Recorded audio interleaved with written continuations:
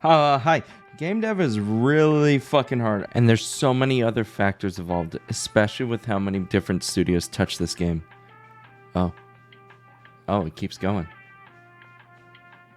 Fuck.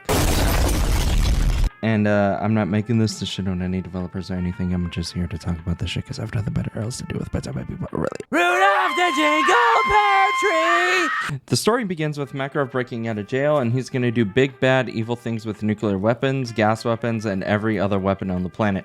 And it's up to this guy, and that guy. Stop the bad guys, save the world, save the weapons, and commit some, little too terrible war crimes.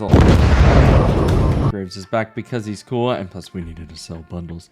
General Shepard is being a bold bitch, and Farrah still being the best character in the game. Also, Alex is there. He's very nice in person.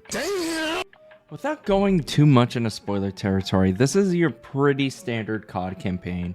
It's really short. I think it's like an hour shorter than the average campaign, because I kind of got through within 5 hours on veteran.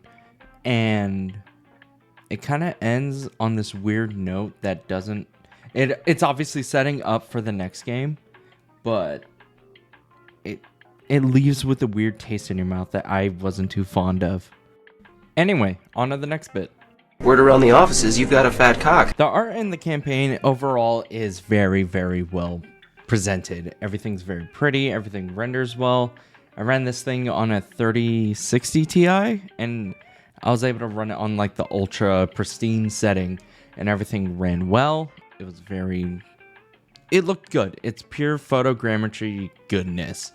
It's very expensive, obviously. There are moments to where you have to load a lot of I guess it goes along the lines of you have to load so much on screen. A lot of things get mipped out, which is a term used when essentially the textures get really compressed in certain areas. But overall, everything was great. There's not really much in terms of like, oh shit, this is a crazy unforgettable moment like a couple of the other games, but you definitely can see that this is still the constant of which a lot of the games can do, because it's kind of like a well-oiled machine by this point. However, that VFX where the fucking the thing go burnt underwater, that shit was sick. I'm about to blow. Suspicions good effect on target. And they're both boys. And they're kissing.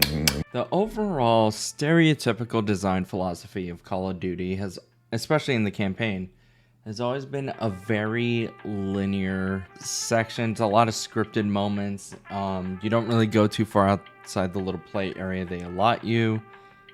And that's always kind of been the case. However, in this game, they have a lot of these sections called open combat encounters.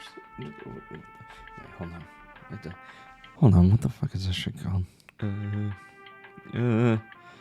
Open combat missions, where it's essentially like the old Spec Ops from 2019 mixed with like Warzone mechanics, mixed with like the raid stuff they did from Modern Warfare 2. And I didn't really like it. Like, I enjoy the freedom of freedom gameplay moments where they do stuff in Modern Warfare 2. It's like, oh, you can do all these objectives all in one go. But none of it really worked in this one. I don't know. Maybe it's just me. However, there's this one mission where you have to play as Laswell and you're like sneaking through a base. You got to talk to Yuri.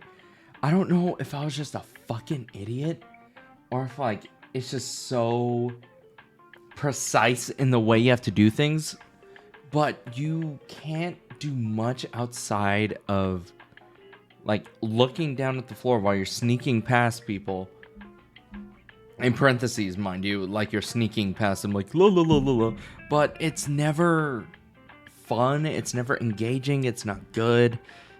I'm not shitting on the designer that worked on this. I'm pretty sure they worked very hard. But can you use another pass? Please?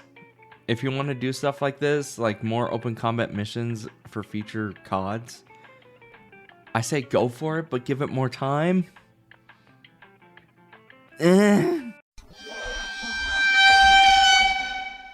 I've worked for 2 different COD studios. I worked for Infinity Ward, I've worked for Treyarch on Black Ops 4 and the 2019 reboot. All the devs I know that are still over there throughout all the studios are not lazy. They are hardworking people. They care so much about this fucking franchise. And the fact that this franchise can still put out a yearly title, which I think it should stop, is utterly insane.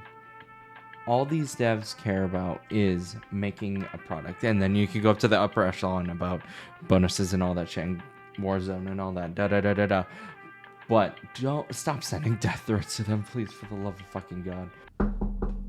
Hello? Oh, hello. Cease and desist.